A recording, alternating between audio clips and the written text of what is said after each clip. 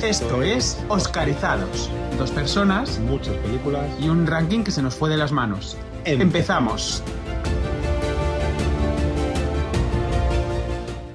Bueno, bienvenidos a Oscarizados, una semana más. Nuestro capítulo número 2. Hoy vamos a hablar de musicales. Sí, es una temática de cine que creo que no deja indiferente a nadie. O te gustan los musicales y los adoras, o los odias con profundidad. Y a nosotros nos gustan los musicales. Nos gustan mucho. Así que vamos a hablar de musicales, pero no de cualquier musical. Por supuesto, vamos a hablar de musicales que ganaron el Oscar a Mejor Película. Y como son unos pocos, hemos decidido que para que esto no se haga eterno, los vamos a hacer en dos partes. Tampoco son muchos, son, bueno, entre 9 y 10. Tenemos ahí un poco la duda porque hay una película que no la consideramos musical, pero bueno, la cosa está ahí entre 9 y 10, ya os iremos contando. Ha habido otros musicales importantes nominados a Mejor Película, como puede ser Moulin Rouge, Cabaret, La La Land, Wicked más recientemente, que no ganaron, pero hay 9, vamos a dejarlo 9, ¿no? Sí. 9 que sí que ganaron el Oscar a Mejor Película y según nuestro ranking pues han sido puntuados de mejor a peor. Vamos a empezar por los más bajitos. Sí, vamos a hacer la parte baja del ranking de los musicales ganadores del Oscar a Mejor Película. Vamos a hablar hoy de 5 musicales. Y hemos cambiado un poquito la dinámica del episodio. Javi se ha preparado unos pocos y otros pocos, pero para que esto sea un poco más dinámico, yo no sé nada de los que se ha preparado él y él no sabe nada de los que me he preparado yo. Eso es, hemos visto las películas, por supuesto, las hemos valorado, las hemos votado, pero bueno, cada uno va a intentar, bueno, defender, poner en valor lo que considera que ese musical le hizo merecedor o ganador del Oscar en su momento. No siempre estamos de acuerdo con ello, pero bueno, vamos a intentar ser el abogado defensor esta vez. Uh-huh. Y bueno, vamos a contaros qué películas fueron, por qué creemos que lo fueron y debatiremos de si lo merecieron o no lo merecieron. Perfecto. Bueno, pues el ranking empieza muy atrás, muy atrás, muy atrás, muy atrás en todo, muy atrás en el ranking y muy atrás en la fecha. Muy atrás en el ranking porque es la película número 93 de nuestro ranking. O sea, justo un puesto por encima de las 5 que hablamos en el episodio anterior, que para nosotros eran las 5 peores. Esta sería la sexta peor. Raspandito. Y es una película del año 1929. La película que gana el Oscar a Mejor Película es La Melodía de Broadway. Cuéntame un poco, Fer, ¿qué recuerdo tienes de esta película? Pues a ver, se me hizo un poco pesada. Las hermanas Mahoney son muy monas, son muy graciosas, pero es verdad que no les pasa mucho. Es cierto, no les pasa mucho. Eso es uno de los puntos flojos de esta película. Vamos a ponernos un poquito en contexto. La nota de esta película que le pusimos es un 7,468. Y bueno, esta película es importante. Es una película muy, muy, muy importante. Creo que no somos conscientes realmente de lo importante que fue esta película. Vamos a colocarnos en situación, como a mí me gusta. La Melodía de Broadway gana el Oscar a Mejor Película en el año 1928-1929. El tema de las galas ahí todavía no está muy claro. Las galas se hacen por películas que engloban 2 años. Esto está empezando y todavía no hay claras ni las normas, ni cómo se tiene que hacer, ni cuándo se va a hacer. Estamos probando. Estamos como nosotros, ¿verdad? Un poquito. Es una película, una gala que abarca, como digo, 2 años, 28 y 29. La presenta Cecil B. DeMille, que él la presenta, él da todos los premios, él era el presidente de la academia, él se lo come, él se lo guisa, él lo hace todo porque sí. Y bueno, las categorías eran muy poquitas, eran 7 premios nada más lo que se entregaban entonces, que eran producción, en vez de película se llamaba Mejor Producción, a director, actor principal, actriz principal, texto, fotografía y dirección artística, o dirección de interiores se llamaba entonces. Era una gala cortita. Una gala muy cortita, sí, era una cena, de hecho era una cena, nada más. Y bueno, estamos en una época convulsa, Estados Unidos sufre una época muy complicada, estamos en pleno crack de la bolsa de Wall Street, bueno, es una época muy complicada en Estados Unidos, sin embargo, el cine está sufriendo uno de los avances más importantes de la historia, que es el sonido. El sonido llega al cine de una manera imparable y se convierte en el gran fenómeno. A nadie le interesa ya el cine mudo. Es una cosa que se ha quedado totalmente obsoleta, menos por la Metro, que el año anterior había conseguido su Oscar por Alas, Wins, que ya hablaremos cuando toque, que fue la primera película en ganar el Oscar a Mejor Película, y bueno, apostó todo al cine mudo porque bueno, le había ido bien el año anterior. Bueno, había grandes estrellas como Chaplin, por ejemplo, que intentaban detener el avance del cine mudo, consideraban que esto no era cine, y bueno, fue imposible, fue imparable aquello. ¿Del cine mudo o del cine sonoro? No, intentan parar el cine sonoro, o sea, el cine mudo, intentan que el cine sonoro no siga avanzando y evidentemente no lo consiguen, esto es imparable. La Fox elimina ya todas sus producciones mudas y de hecho presenta como publicidad los 100 primeros dramas hablados, ¿eh? Eso ya lo presenta la Fox, como ya sabemos que lanzaban películas como si fuesen chuches, pues ya tenía pensado las 100 primeras que iba a hacer. Y entonces ahí sale Mary Pickford, que es la ganadora del Oscar a mejor actriz, que había sido una estrella del cine mudo, que gana el Oscar a mejor actriz principal, pero bueno, esto es muy controvertido, ya que parece ser que lo del cine hablado a ella no se le da nada bien. Esto nos recuerda un poco, ¿verdad?, a Cantando bajo la lluvia. Ella había sido una actriz de cine mudo y no se supo adaptar a esto, le dieron el Oscar, pero parece ser que bueno, fue muy criticada su actuación y de hecho a partir de ahí ya todos sus estrenos en cine sonoro fueron totalmente desastrosos. Además, bueno, hay un poquito ahí de conflicto, de curiosidad, ya que ella gana el Oscar, pero se sabe que unas semanas antes había invitado a tomar café a los 5 jueces de la Academia. Bueno, pues no se sabe realmente cómo fue esa merienda de pastas, pero bueno, ella salió bastante bien parada. Y de entre todo esto, pues aparece la Melodía de Broadway, ¿vale?, que no solo plantea un musical, tenemos que ponernos en situación. Acaba de aparecer el sonido en el cine. La están vendiendo, la productora la vende como 100% hablada, 100% cantada, 100% bailada. Era un espectáculo visual, de coreografías, de sonido, canciones, cómo estaba de implementado el sonido, de cómo estaba coreografiado, cómo entraba ese sonido con esas canciones que aunque sonaban enlatadas como si fuesen de radio antigua, bueno, aquello fue una locura. O sea, ya no solo hablaban, es que hablaban, cantaban, bailaban y todo sonaba bien. Entonces aquello fue una revolución. No solo es la primera película en ganar el Oscar a Mejor Película siendo hablada, sino que encima es el primer musical de la historia del cine. Esto es una locura. Además es uno de los más rehechos. Estoy viendo aquí que se hizo un remake en 1936, otro en 1938, otro en 1940 y se planteó rodar otro en 1942 con Gene Kelly y Eleanor Powell, que, bueno, pues tampoco pasaron tantos años entre una y otra. Claro, esto es lo que hablamos ahora, que Disney no tiene ideas originales. Esto lleva pasando toda la vida, el huevo de, ¿cómo se trata?, de la gallina, los huevos de oro, ¿no? Vieron que esto era rentable, que esto era un éxito y dijeron, pues vamos a hacer esta película todas las veces que haga falta porque funciona bien. Y de hecho, tampoco da el argumento para tanto, la verdad. No, el argumento es bastante simple, pero bueno, era un musical, funcionaba y la gente lo que le gustaba era ver todo eso en una pantalla. La Academia eran 20 miembros nada más entonces, con 5 jueces, que esos 5 jueces, el presidente de esos 5 jueces era Cecil B. DeMille, y bueno, se dice que bueno, fue una gala controvertida porque pues todos los que habían ganado tenían cierta relación con los 5 miembros. Pues la mujer de uno, o sea, Mary Pickford, que los conocía a todos y se los había llevado a cenar y había estado casada con el primer presidente de la Academia, otro había sido expresidente de la Academia. Bueno, digamos que había una serie de cosas ahí que consideraban que podía dar desprestigio a los premios. Por lo tanto, se cambió un poco la manera de hacer el cine, o sea, de concebir la Academia, y al año siguiente entraron cerca de, creo que son 300 miembros, porque, bueno, aquello dio una mala imagen de, bueno, lo que no puede ser es que esto nos lo comamos, nos lo guisemos y nos lo comamos también entre nosotros, vamos, que lo hagamos todo para nosotros. Y eso pues fue un gran problema.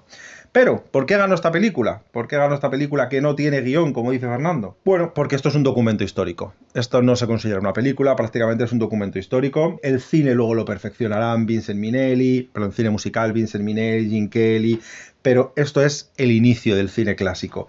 Es un muy simple lo que se está tratando, pero se están tratando cosas que se tratarán en todos los musicales posteriores. El backstage musical, la rivalidad entre los artistas, el romance, el espectáculo dentro del espectáculo, todo esto sale en Cantando bajo la lluvia, por ejemplo.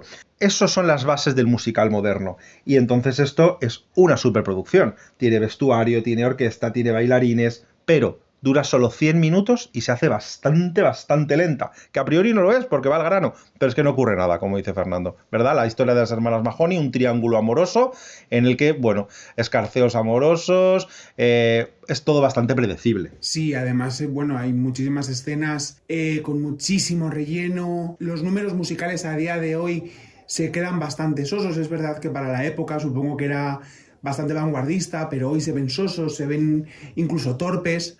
Pero claro, cuando justo después de verla buscamos un poco sobre esta película, nos dimos cuenta de que fue el gran avance tecnológico, fue el primer musical. Claro.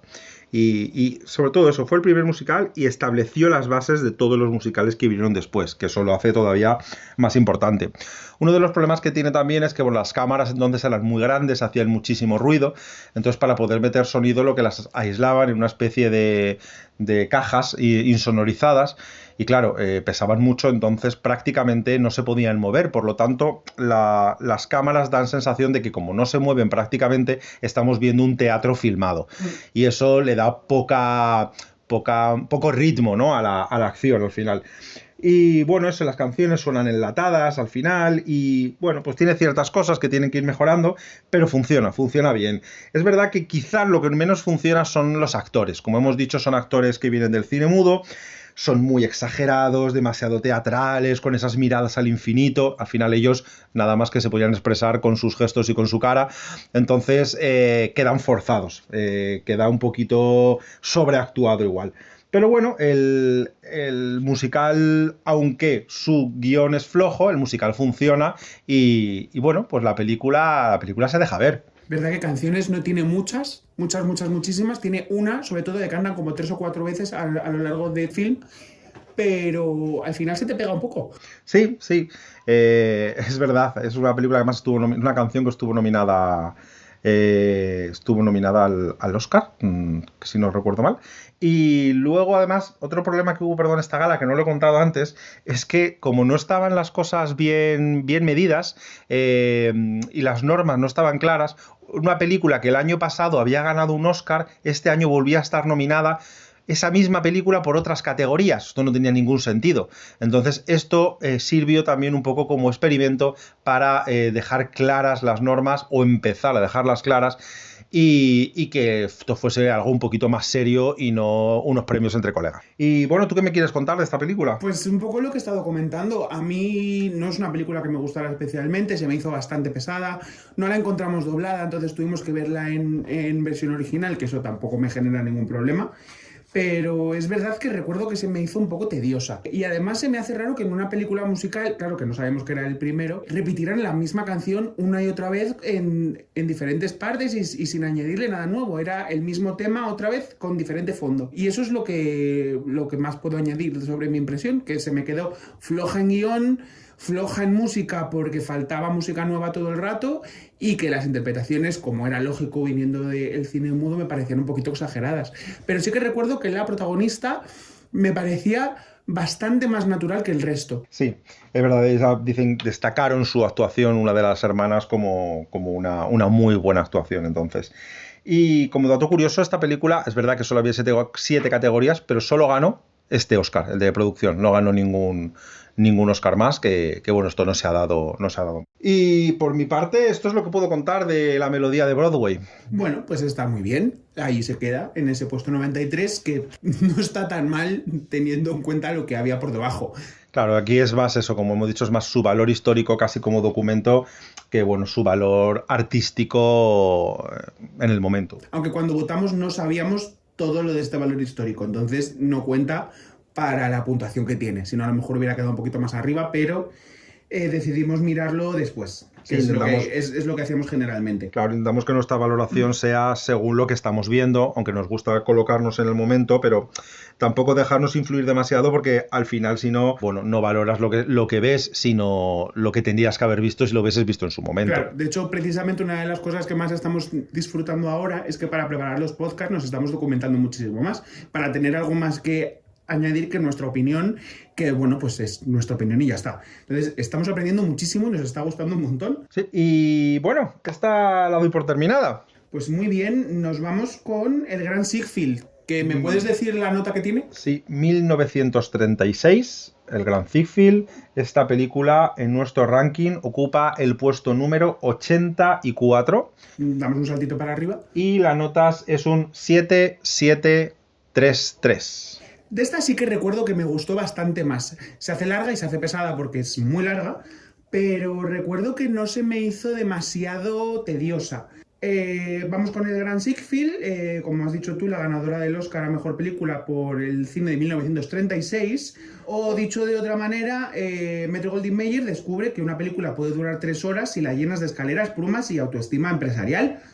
La película cuenta la vida de Florence Ziegfeld Jr., el empresario detrás de las famosas Ziegfeld Follies. Un señor que convirtió el espectáculo en una marca de lujo, de piernas, decorados imposibles y capitalismo con lentejuelas. Y claro, Metro-Goldwyn-Mayer vio aquello y pensó, este hombre no necesita una biografía, necesita un templo. A ver, la película es verdad, se hace larga, son 3 horas de, como has dicho, de ver gente bajando escaleras, de revista, de folie total, de piernas y eso, son espectáculos y espectáculos de revista y de vedetes constantemente. Sí. Además, esta película es eso, es un templo, es carísimo, es enorme, está tremendamente iluminado y con una necesidad constante de que lo admires. Que esto en ese momento parece que para Hollywood era bastante necesario. Estamos en 1936, que no era precisamente un año ligero. En España empieza la Guerra Civil, Europa se está poniendo cada vez más siniestra, Alemania usa los Juegos Olímpicos de Berlín como escaparate propagandístico y Hollywood responde con una superproducción de 3 horas y pico, sobre un empresario del espectáculo. Porque a veces cuando el mundo arde, Hollywood no busca profundidad, busca una escalera más grande. Y plumas, muchas plumas. Muchas plumas. Y eso explica bastante bien por qué ganó. El Gran Ziegfeld no gana porque sea la película más emocionante ni la más moderna, gana porque es la más viva y es la que parece la ganadora. Y los Oscar tienen mucha debilidad por las películas que entran ya vestida de Oscar, aunque luego por dentro sean más escaparate que alma. Yo creo que esto lo vamos a ver en las próximas películas que vamos a ir hablando. Al final ganan muchas veces porque el contexto histórico creo que le acompaña y que creo que en cualquier otro año quizás o en cualquier otro momento no hubiesen brillado tanto. Claro. Además ganó 3 Oscar. Ganó Mejor Película, Mejor Actriz para Louise Rainer y Mejor Dirección de Baile para Seymour Felix por A Pretty Girl is Like a Melody. Este número es probablemente lo más famoso de esta película. Es una estructura gigantesca con chicas colocadas como decoración arquitectónica y una cámara subiendo como si estuvieran inspeccionando una tarta de una boda imperial. Hay ópera, hay mimos, hay bailarinas, hay cantantes, hay chicas que simplemente están vestidas de muy guapas y todo es tremendamente blanco. Es muy bonito ese momento, es verdad que es un poco largo. Sí, es una escena como de 10-15 minutos tranquilamente en la que simplemente están subiendo una escalera como una tarta nupcial. Es espectacular, además va girando, ¿verdad? Constantemente y parece que mientras no acaba va nunca. Subiendo un telón, entonces nada más que ves como el último piso todo el rato. Quería destacar de Louise Rainer. Louise Rainer gana su primer Oscar por esta película y al año siguiente repite y vuelve a ganar el Oscar actriz principal, convirtiéndose en la primera persona con 2 Oscars. Nada más los Oscars pues empiezan en el 27, estamos en el año 36 y en el 37 esta señora ya tiene 2, o sea, buenos números.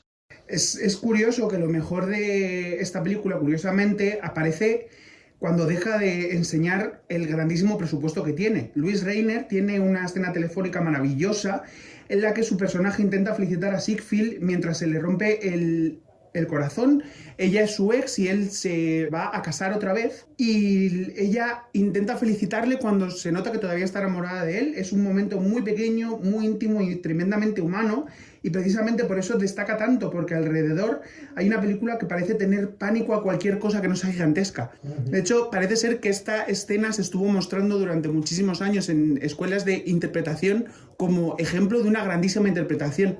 Sí, lo recuerdo además esa escena como bastante conmovedora y contenida para lo que eran las actrices de aquel momento, que eran sobre todo excesivas. William Powell está muy bien como Ziegfeld, tiene ese encanto de este señor que podría arruinarte, contratar una orquesta para disculparse y acabar convenciéndote de que la culpa era tuya. Myrna Loy, la otra chica, como siempre, aparece y eleva la película con solo estar. Pero el problema de fondo es que la película está demasiado enamorada de Ziegfeld para mirarlo con mala leche. Es el típico biopic que no analiza a su protagonista. Le pone una estatua, lo limpia con un pañuelo y espera que te emociones tú también.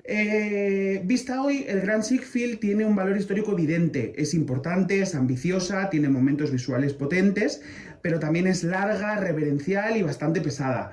No avanza tanto como desfila.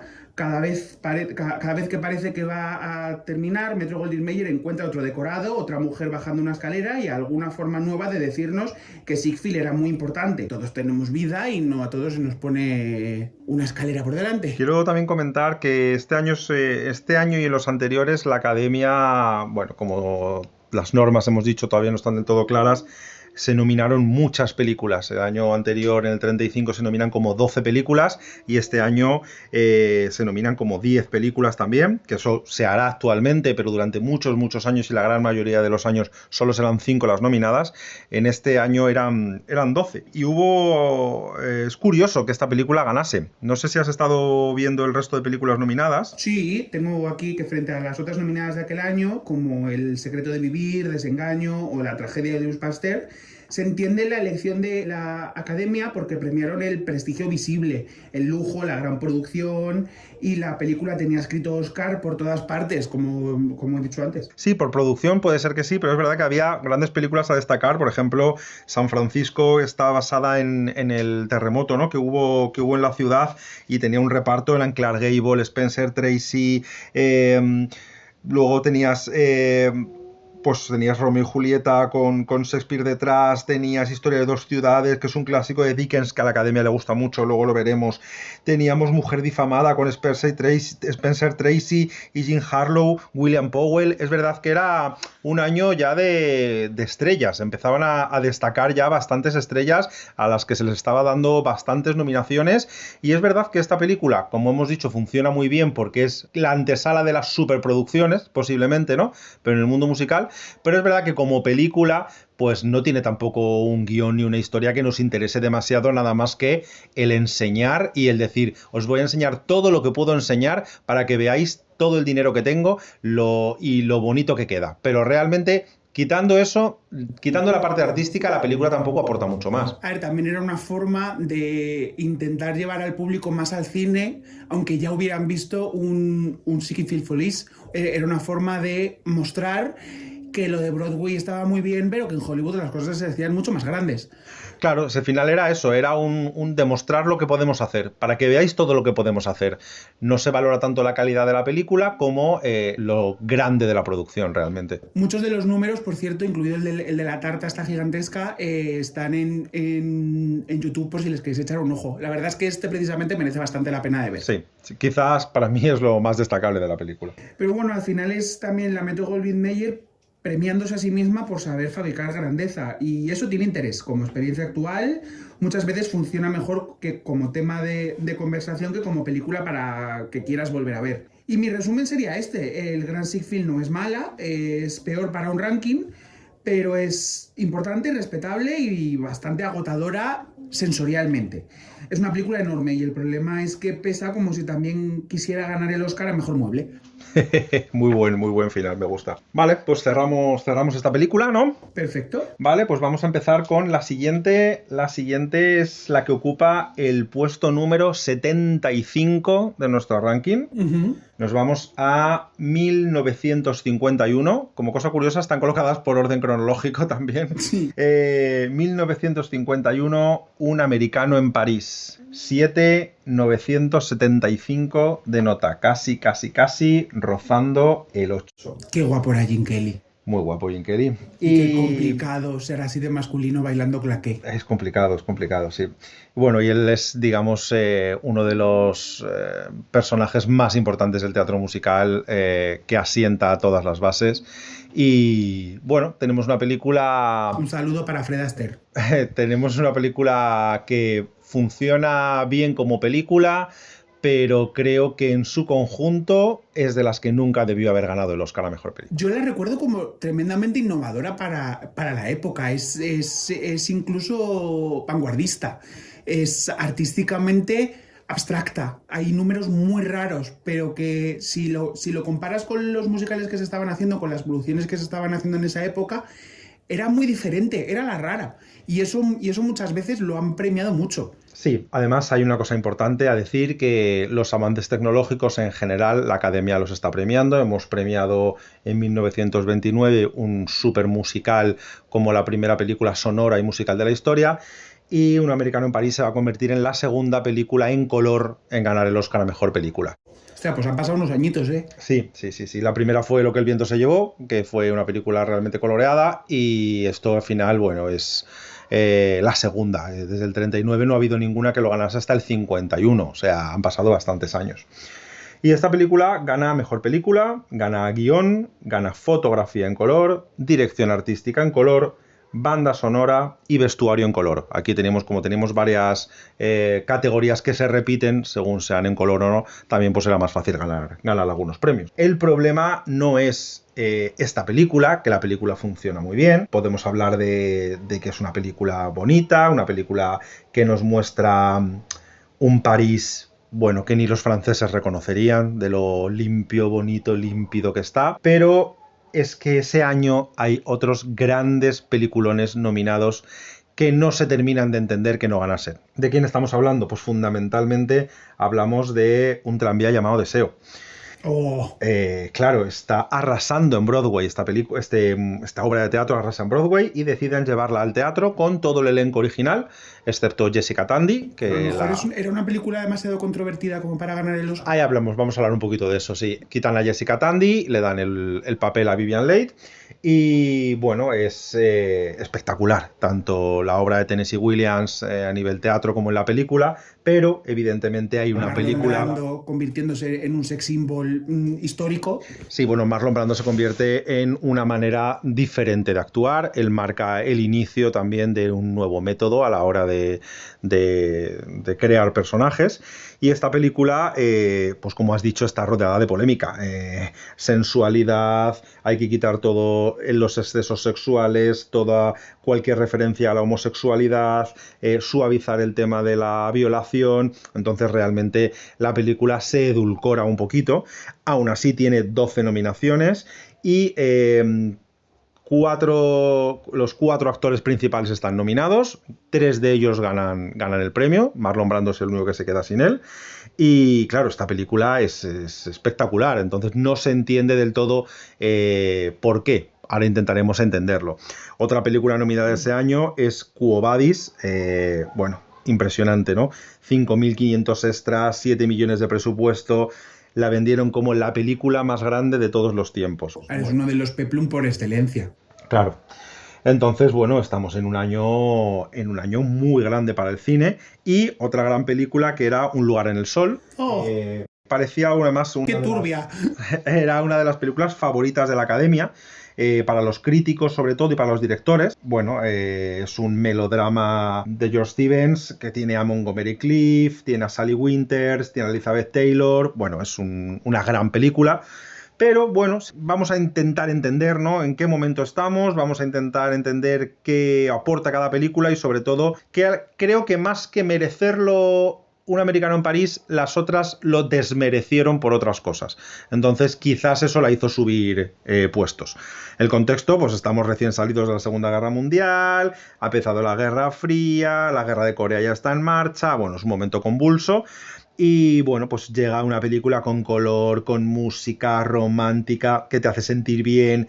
Aparece Gene Kelly como una estrella guapo, haciendo unos números de musicales bastante modernos. Tiene algunos números que son bastante modernos, e incluso parecen, ¿verdad?, más que lo que nos tiene acostumbrado, que es más claqué, tiene como algunos como tipo de danza contemporánea, ¿verdad? Sí, son incluso un poquito conceptuales. Sí. Y bueno, como fondos pintados de pinturas abstractas. Ahí está, es lo que quiere parecer. Cada escena es como un cuadro, o sea, es muy bonita. Esto va a influir en todos los musicales modernos, tiene carisma, es una explosión de color, cada plano, cada fotografía, cada plano es un cuadro, ¿vale? Es espectacular. No tiene un gran argumento, una historia romántica pues así básica, pero bueno, tiene un ritmo, sí que tiene ciertos altibajos, porque al final aunque intentan meter bien los números musicales para que no parezcan que están forzados, siempre hacen que el ritmo de la película pues lo lentezca un poquito. Pero bueno, funciona bien y a la gente está claro que le gusta. Y ha envejecido bien. Es un musical que lo puedes ver hoy en día y se deja ver bastante bien. Sí, yo es de los que sí recomiendo ver, incluso como experiencia. Correcto. Bueno, ¿qué ocurre? ¿Por qué no ganan las demás? He dicho que por demérito de las demás, el tranvía, una revolución demasiado grande, incómoda de ver, temas de sexualidad, violaciones, homosexualidad. Eso a la Academia no estamos en una época muy moderna, y Tennessee Williams es un escritor incómodo. La Gata, de repente El último verano... Todas son bastante turbias. Todas son turbias, sí. Este señor escribía... Y todas penalizadas por la Academia. Ninguna de ellas ha ganado el premio a Mejor Película. Pero todas estuvieron nominadas. Sí. Un lugar en el sol, pues es psicológica, tiene una dirección extraordinaria, pero creo que es... plantea una moral ambigua. Sí, creo... es bastante dudosa. Sí, sí. He de decir que nosotros cuando nos la pusimos esperábamos el típico melodrama bonito con Elizabeth Taylor y con Montgomery Clift, que siempre da gusto verle también. Y lo que nos encontramos fue una película tremendamente turbia que no esperábamos para nada, porque ni siquiera habíamos leído la sinopsis en sí, y fue como un gran descubrimiento. Sí, por ahí Sally Winters, además sale bastante mal parada en esta película, y bueno, es al final casi un thriller, ¿verdad? Sí. Es un drama tremendo de remordimientos, de dilemas morales, y la verdad es que es una película muy sorprendente. Sí, porque no sabes cómo va a acabar. Sí, diría bastante transgresora, además, para la época en la que es, y con un final, además, también bastante fuerte, que te deja muy recomendable. Os la recomiendo muchísimo, tanto Un tranvía llamado Deseo como Un lugar en el sol. Son dos películas que recomendaría mucho más que Un americano en París, y que vería muchas más veces, y que considero mucho mejor película, pero intento entender por qué la Academia no las premia, y creo que es esto. Quo Vadis al final es más un espectáculo que una profundidad, es gigantesca, pero creo que aquí Estados Unidos votó con el corazón. No votó ni con la cabeza, ni votó con la calidad, votó con el corazón, y se dejó llevar sobre todo por la belleza. Entonces, podemos decir que es una noche que se pintaba en sueños muy bonitos, y que creo que dicen que nadie los pintaba tan bonitos como la Metro, que pintaba bonitas todas las calles de París. Entonces, pues al final fue la que se llevó el gato al agua. Una pregunta, Javi, me dijiste el otro día que los jueces principalmente eran de la Metro. Sí, los jueces originales sí, eran de la Metro, y bueno, esto nace también como unos premios casi internos al principio. Luego ya intentan abrirse a todos los demás, pero sí, la Metro es la que se lleva al final un poco la voz cantante aquí. Sí, que se van premiando a sí mismos un poco todo el rato. Sí, y bueno, por mi parte, Un americano en París estaría cubierta. ¿Tú quieres añadir alguna cosita? No, pues lo que hemos ido comentando durante la marcha, que los números, eso, a mí me parecieron bastante modernos incluso para hoy, que creo que está concebida más como una pieza de arte más que como una película, sobre todo los números musicales. Y bueno, que no lo has mencionado, pero que la coprotagonista es la misma que la película que me toca a mí comentar ahora. Ah, sí, la actriz de Gigi, ¿no? Sí. Pues yo quería comentar una cosa curiosa, perdóname, antes de cerrarlo. Hubo una de las campañas más agresivas en este año que se hicieron, que fue la de Humphrey Bogart, que ganó el Oscar por La Reina de África, que bueno, es una película muy buena, Catherine Hepburn está espectacular y Humphrey Bogart está muy bien también. También la recomiendo bastante, también es de este año, o sea, este año fue un año espectacular, pero él hizo una campaña bastante agresiva, contando que llevaba 20 años como carrera y que se merecía un Oscar, y se dedicó a llamar personalmente a todos los miembros electores y a todos los que podían votar para que le diesen su voto, y lo consiguió. Fue Hola, una soy campaña... Humphrey, feliz Navidad. Fue una campaña bastante agresiva, pero dio buen resultado. Yo le tengo mucho cariño, es una película que sé que he visto, que no recuerdo nada, pero le tengo bastante cariño. Habrá que volver a verla porque es una gran película. Bueno, pues vamos con la mía, Gigi, o Gigi, como la llaman en la película, aunque no tiene acento ninguno. ¿En qué puesto está, Javier? Pues Gigi es la película que ganó el Oscar en el año 1958, en la posición número 68 de nuestro ranking, y ya hemos roto la barrera del 8 con un 8,073. Gigi. Y bueno, estoy bastante orgulloso de que esta película ya tenga una nota mucho más alta, porque es una película que ganó 9 Oscars de 9 nominaciones, que es básicamente entrar en la gala, llevarte todos los premios y preguntar si el florero también está incluido. Sí, bueno, esto ha pasado a la historia, quiero decir, como una de las películas más nominadas, más premiadas y de las de pleno. Además, lo más gracioso es que ganó todo esto sin ninguna nominación interpretativa. Ni Leslie Cannon, ni Louis Jordan, ni Maurice Chevalier, ni Hermione Gingold, nadie. La Academia no estaba premiando tanto a los personajes como al envoltorio. Gigi es una película que parece diseñada por alguien que no podía ver una superficie sin ponerle un lazo. Es una película preciosa. La dirige Vincent Minnelli. Yo diría que es un poco empalagosa. Pero es muy bonita y eso es lo que tiene de especial.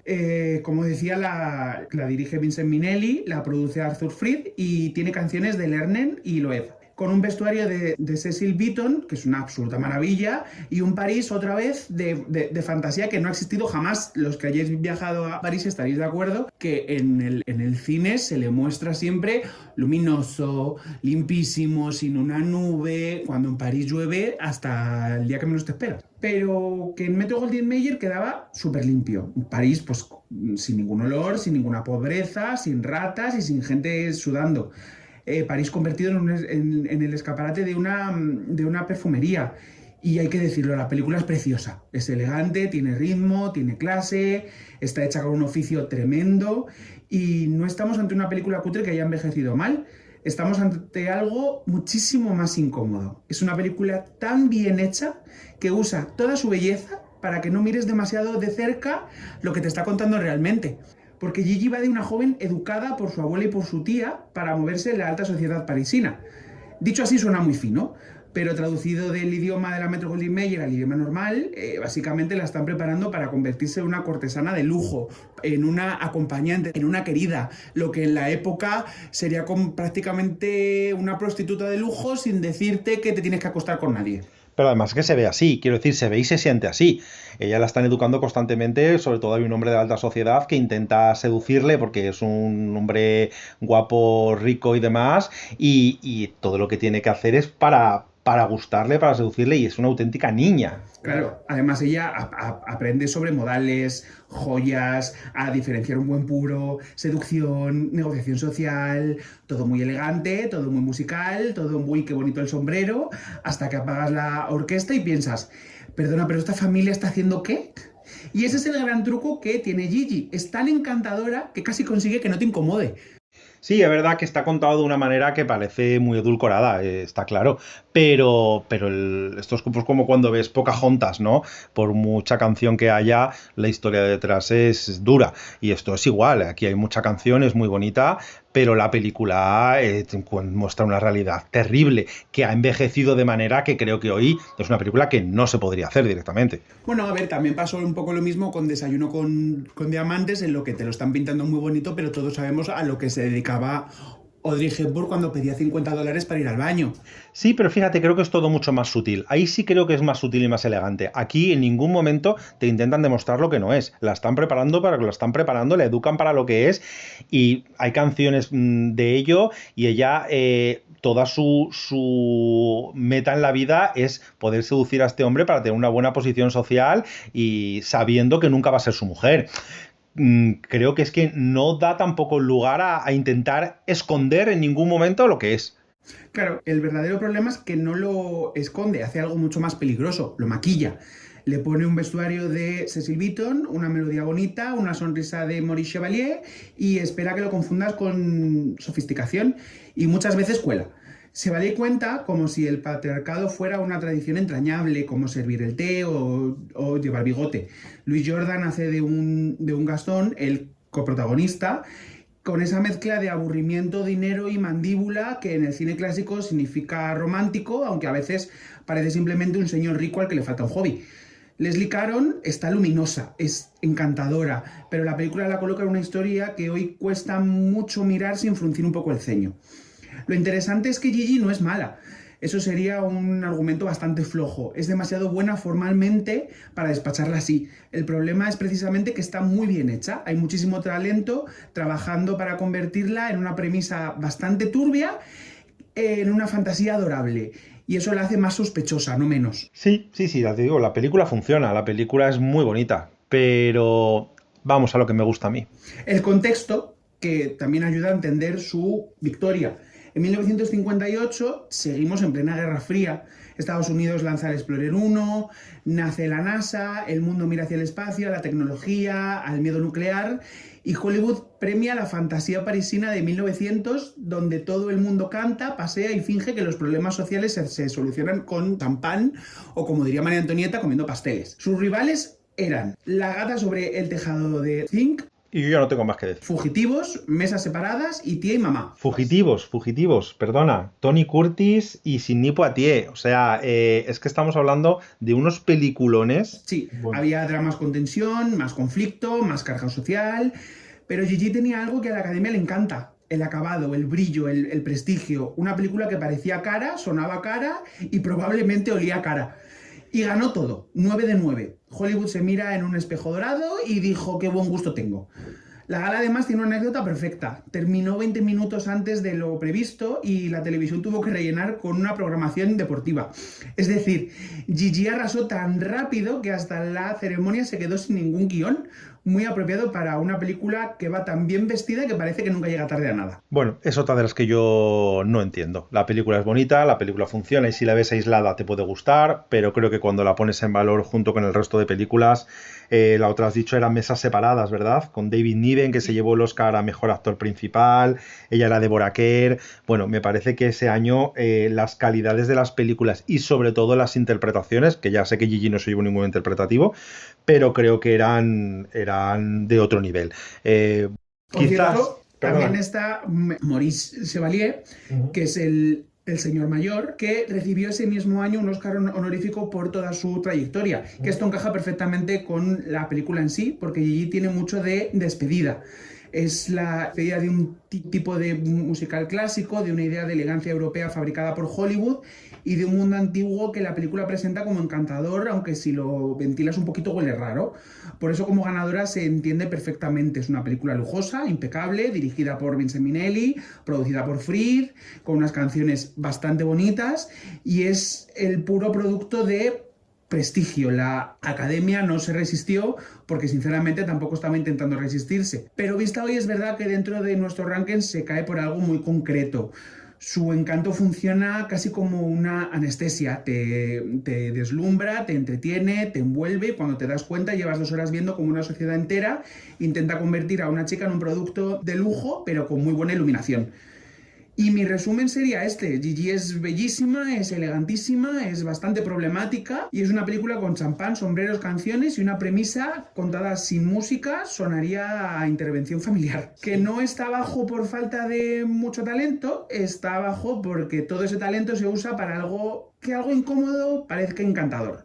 Y eso no es inocencia, eso es decoración con coartada. Sí, creo que al final son dos casos muy parecidos, un americano en París y Gigi. Creo que funcionan parecido, son bonitas, son de París, son musicales, tienen mucho color. ¿Tienen a la misma chica? Tienen a la misma chica, pero creo que quizá por motivos muy parecidos ganaron y quizás se lo merecieron mucho menos que otras. En años, que es curioso porque sí que hay 7 años de diferencia entre una y otra, pero bueno, ya lo hablaremos cuando hablaremos de las películas de los años 50, cuando toque, pero el resto de películas de esa década o las que están entre estas dos son películas muy diferentes.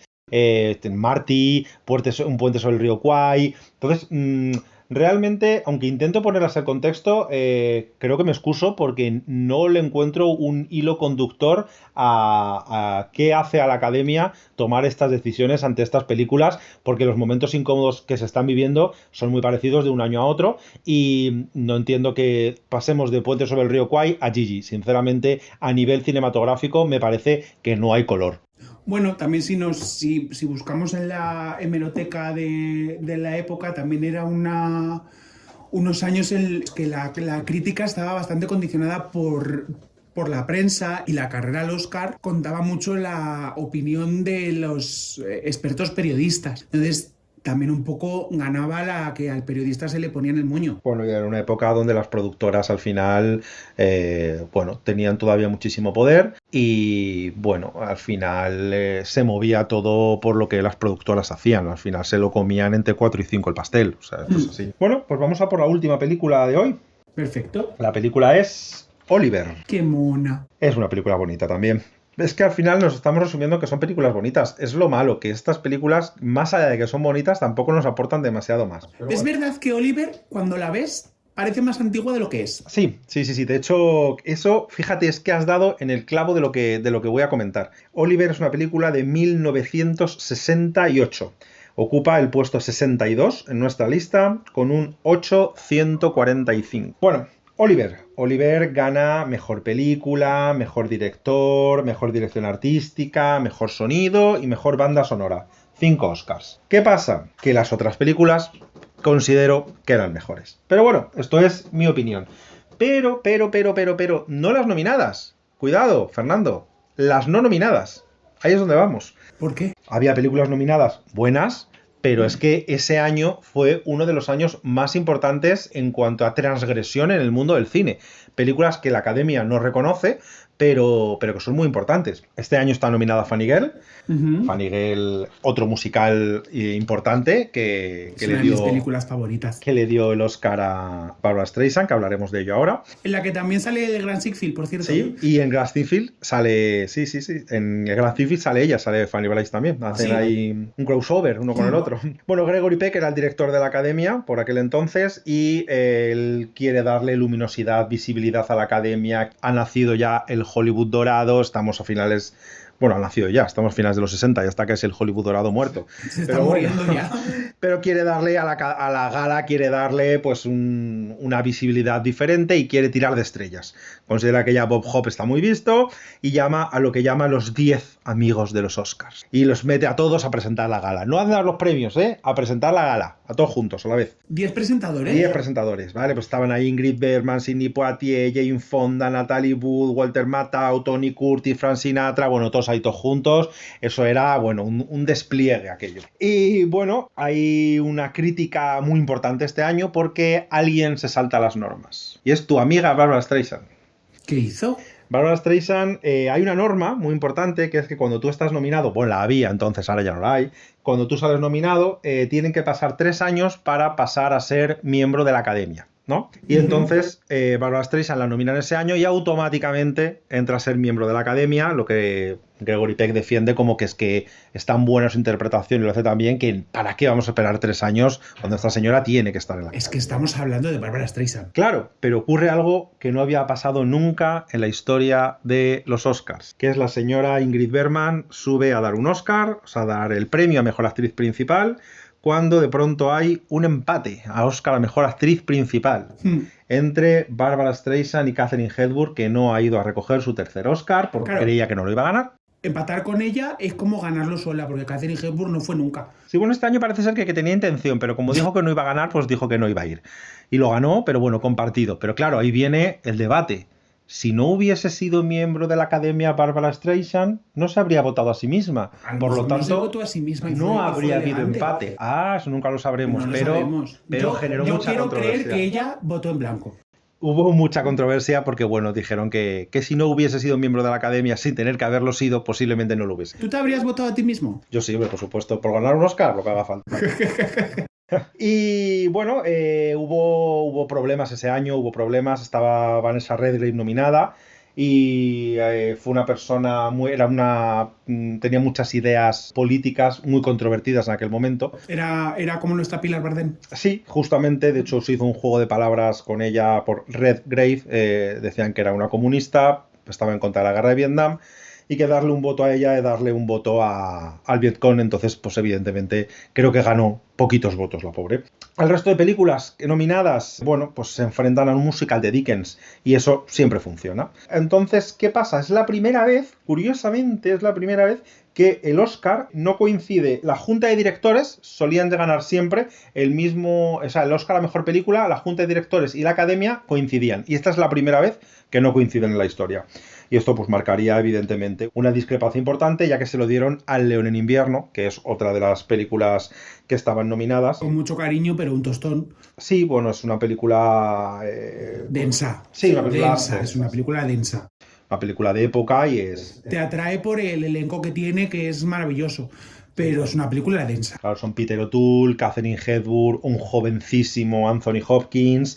Es una película muy interpretativa, un poco rara, pero en las actuaciones también incluso, de hecho hubo críticas muy dispares, como que fue una obra de arte, gente que no la entendió, digamos que estuvo el público bastante dividido, cosa que no era muy habitual, pero bueno. Pero lo que quiero destacar es algo que nace ese año, ¿vale? Bueno, algo nace y algo muere, ¿vale? Ese año ha muerto Walt Disney y recibe su Oscar número 12 a título póstumo por un cortometraje, pero nace 2001 Odisea en el espacio.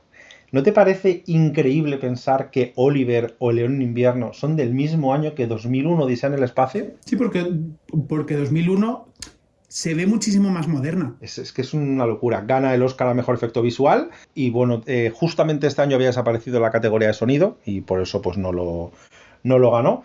Pero claro, nace esto que es el inicio del cine de ciencia ficción. Es una de las películas de culto más grandes que hay. Claro, Stanley Kubrick estuvo nominado, por supuesto nunca premiado por la Academia, Es pero... decir, que a mí personalmente no me gustó y se me hizo bastante pesada. Bueno, ¿por qué gana? Esto es una paradoja, ¿no? Que esta película gane en un momento en el que los musicales ya no se llevan nada. Estamos a finales de los 60, es un musical muy grande y en un cambio de ciclo. Los musicales ya no tienen cabida, son una cosa de los años 50, de los años 40.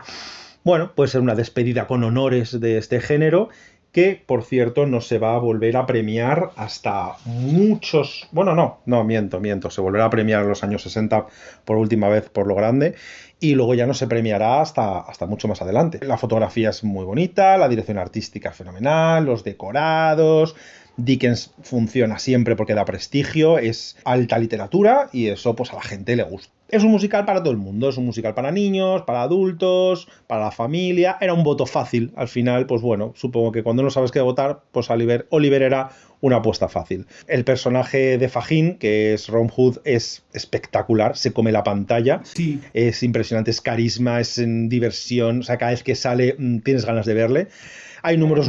Tiene una corporalidad maravillosa. Sí, hay números musicales muy buenos, la de Consider Yourself, la de Pickpocket, que son muy pegadizos. Muy pegadizas. Es que yo todavía me acuerdo de esas canciones perfectamente y vimos esta película hace 2 años casi. Sí, y es algo que no había pasado todavía, que los musicales eran canciones que funcionaban, pero no te quedabas con ellas.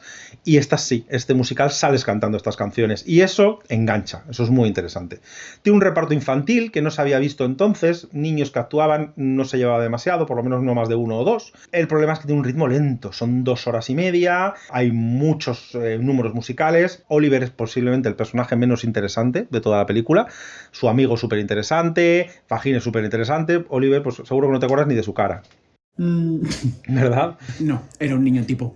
Es muy teatral y bueno, la película, la cuestión es, ¿había otras películas mejores? Probablemente sí. Creo recordar, corrígeme si me equivoco o si te acuerdas tú, que esta película comparte decorados con My Fair Lady, comparte bastantes decorados Sí, con My Fair correcto. Lady. Pero ahora quiero hablar de una cosa, para mí lo que más me inquieta. Este año se parieron 4 películas que te puedan gustar más o menos, pero marcaron el cine de terror, el cine de ciencia ficción, el cine del final de los westerns, que son Hasta que llegó su hora, 2001 Odisea en el espacio, La semilla del diablo y La noche de los muertos vivientes.